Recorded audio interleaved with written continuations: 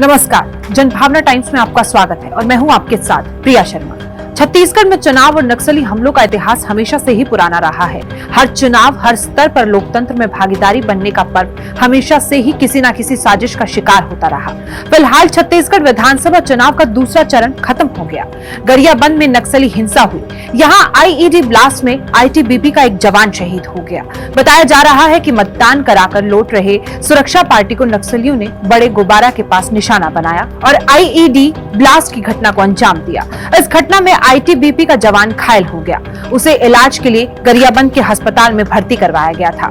इलाज के दौरान जवान की मौत हो गई। इस तरह दूसरे चरण के चुनाव में नक्सली हिंसा में जवान शहीद हो गया। इससे पहले भी छत्तीसगढ़ में पहले चरण के मतदान के दौरान बस्तर के सुकमा जिले में चुनाव ड्यूटी पर लगे केंद्रीय बलों और नक्सलियों के बीच झड़प की घटनाएं होती रही हैं। इसमें 5 जवान घायल हुए। छत्तीसगढ़ में सुकमा जिले में मंगलवार को राज्य विधानसभा चुनाव के पहले चरण के मतदान के दौरान नक्सलियों द्वारा किए गए आईईडी विस्फोट में सीआरपीएफ की विशिष्ट इकाई कोबारा का एक कमांडो घायल हो गया।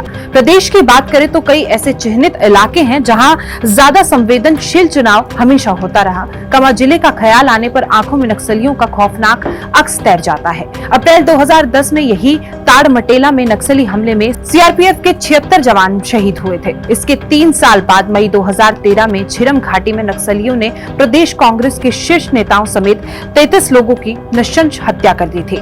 इस घटना के बस्तर के सियासी समीकरण बदल दिए। उसी साल हुए चुनाव में भाजपा यहां 11 से 4 सीटों पर आ गई थी। सहानुभूति की लहर में कांग्रेस को 1 से 8 के आंकड़े तक पहुंचा दिया।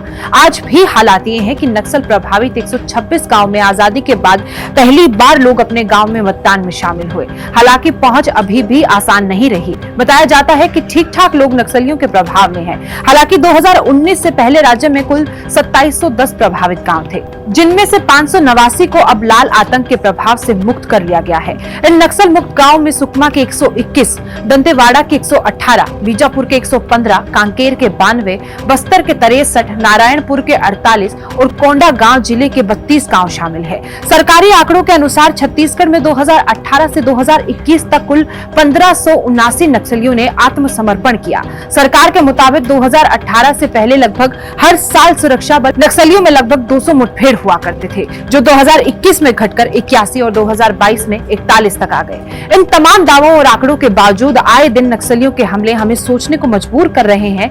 मार्च 2017 में सुकमा के 12 सीआरपीएफ के जवान शहीद हुए। एक महीने के बाद अप्रैल में फिर से सुकमा में ही सीआरपीएफ के 24 जवान शहीद हुए। मार्च 2020 में सुकमा में 17 जवान शहीद हो गए। अप्रैल 2021 की बात करें तो जवानों के बस पे हमले में 5 जवान शहीद हो गए थे। अप्रैल महीने में ही बीजापुर हमले में 22 जवान शहीद हो गए। इस तरह के हमलों में 2018 से अभी तक 1000 के आसपास सुरक्षा बल और आम नागरिकों को अपनी जान गंवानी पड़ी है। तो इस खबर पर आपकी क्या राय है, कमेंट बॉक्स में जरूर बताएं।